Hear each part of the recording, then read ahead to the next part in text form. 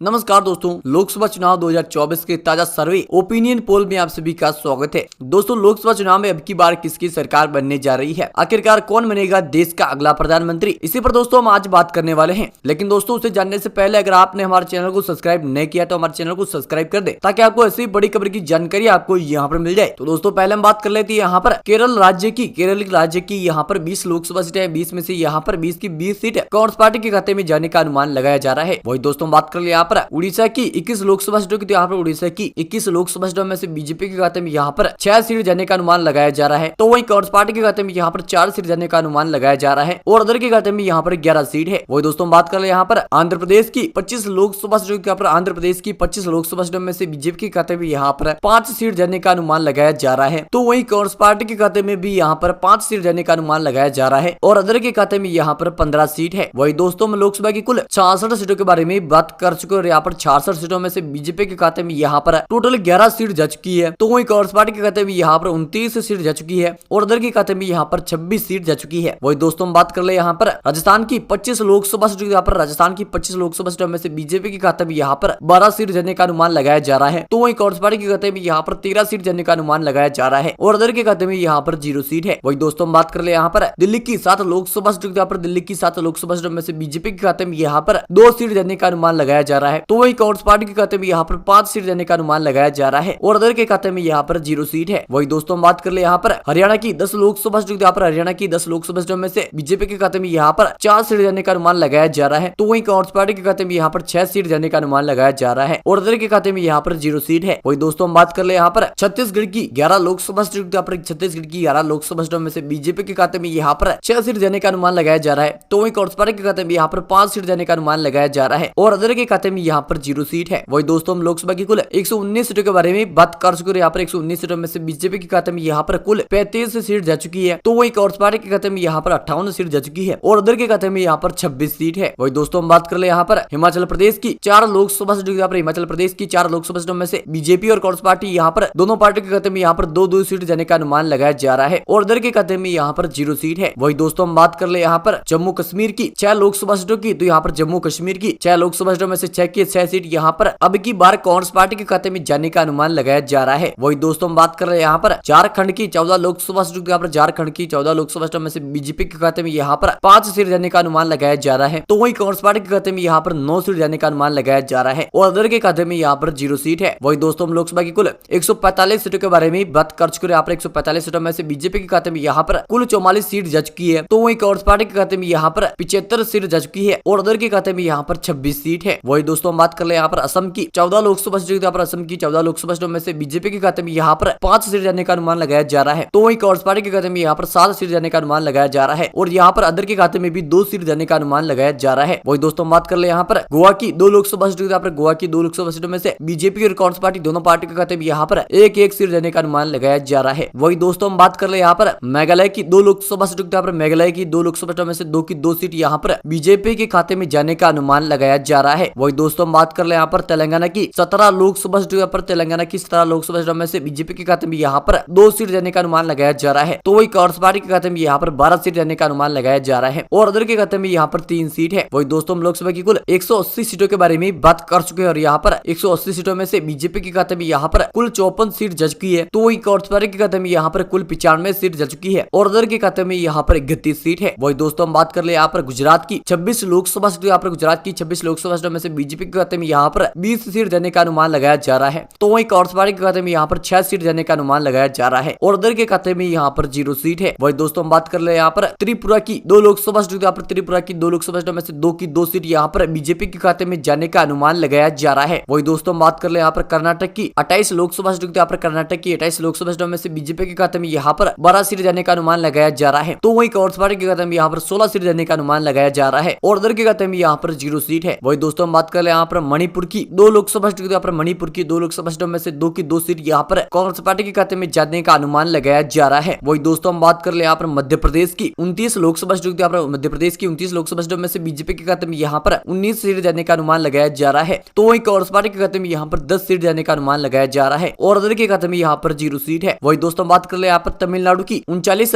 लोकसभा सीटों की, तो यहाँ पर तमिलनाडु की 39 लोकसभा सीटों में से 39 की 39 सीट इस बार कांग्रेस पार्टी के खाते में जाने का अनुमान लगाया जा रहा है। वही दोस्तों हम लोकसभा की कुल 306 सीटों के बारे में बात कर चुके हैं। यहाँ पर 306 सीटों में से बीजेपी के खाते में यहाँ पर कुल 107 सीट जा चुकी है, तो वही कांग्रेस पार्टी के खाते में यहाँ पर 168 सीट जा चुकी है और उधर के खाते में यहाँ पर 31 सीट है। वही दोस्तों हम बात कर ले यहाँ पर बिहार की 40 लोकसभा सीटों, यहाँ पर बिहार की 40 लोकसभा सीटों में से बीजेपी के खाते में यहाँ पर 18 सीट जाने का अनुमान लगाया जा रहा है, तो वही कांग्रेस पार्टी के खाते में यहाँ पर 22 सीट जाने का अनुमान लगाया जा रहा है और उधर के खाते में यहाँ पर 0 सीट है। वही दोस्तों हम बात कर ले यहाँ पर पश्चिम बंगाल की 42 लोकसभा सीटों, यहाँ पर पश्चिम बंगाल की 42 लोकसभा सीटों में से बीजेपी के खाते में यहाँ पर 12 सीट जाने का अनुमान लगाया जा रहा है, तो वही कांग्रेस पार्टी के खाते में यहाँ पर इस बार 30 सीट जाने का अनुमान लगाया जा रहा है और उधर के खाते में यहाँ पर 0 सीट है। वही दोस्तों हम बात कर ले यहाँ पर महाराष्ट्र की 48 लोकसभा सीटों, महाराष्ट्र की 48 लोकसभा सीटों में से बीजेपी के खाते में यहाँ पर इस बार 20 सीट जाने का अनुमान लगाया जा रहा है, तो वही कांग्रेस पार्टी के खाते में इस बार 28 सीट जाने का अनुमान लगाया जा रहा है और उधर के खाते में यहाँ पर 0 सीट है। वही दोस्तों हम लोकसभा की कुल 436 सीटों के बारे में बात कर चुके हैं। यहाँ पर 436 सीटों में से बीजेपी के खाते में यहाँ पर 165 सीट जा चुकी है, तो वही कांग्रेस पार्टी के खाते में यहाँ पर कुल 240 सीट जा चुकी है और उधर के खाते में यहाँ पर 31 सीट है। वही दोस्तों हम बात कर ले यहाँ पर पंजाब की 13 लोकसभा सीटों, यहाँ पर पंजाब की 13 लोकसभा सीटों में से कांग्रेस पार्टी के खाते में यहाँ पर 12 सीट जाने का अनुमान लगाया जा रहा है, तो वहीं अदर के खाते में यहाँ पर